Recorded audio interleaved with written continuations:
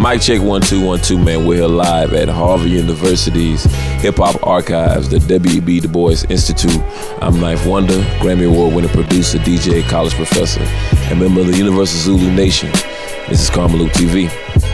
The internet takes away from the personal experience with a movie or a CD, or you can be personal as far as you having it yourself, but you don't share it with everybody else. Like, you only share it through social media instead of going over somebody's house and share it with them.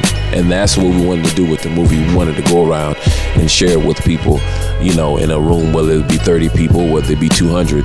There are going to be connections, there are going to be relationships connected in that room that you couldn't do through social media. And that's what we want to do. We want to create an experience for people when it comes to seeing the movie.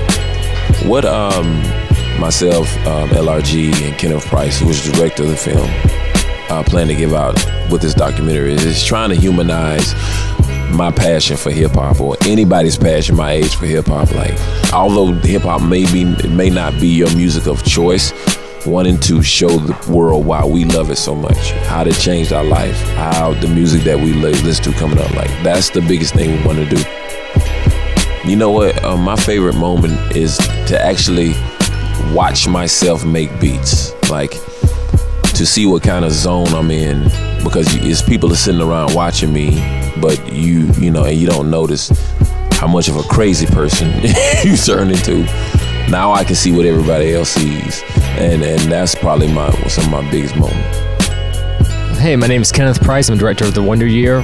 I chose Ninth as a subject for the film. Basically, I just been a fan of his. Like, being in North Carolina, we loved Little Brother. You know, like, Little Brother had a big impact on all of us. You know, I just thought it was interesting that he was teaching at Duke University. He was an NAACP ambassador. The fact that he stayed in North Carolina was always interesting to me. And so that was why I approached him about making the film. That's why I chose him.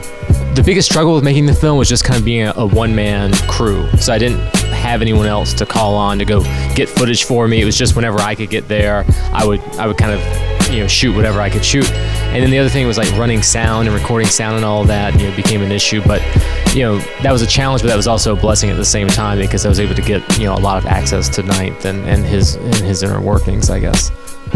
Favorite moment of making the film was just moments when we were you know, in the studio, like, laughing, making beats, hanging out, you know, and we still do that. So that's kind of the blessing of it all, is that continues, and that was, you know, the moments where I got chill bumps, him making beats in 10 minutes and stuff, and so that's still going on now, which is cool. I hope people take away I hope they're inspired by the film.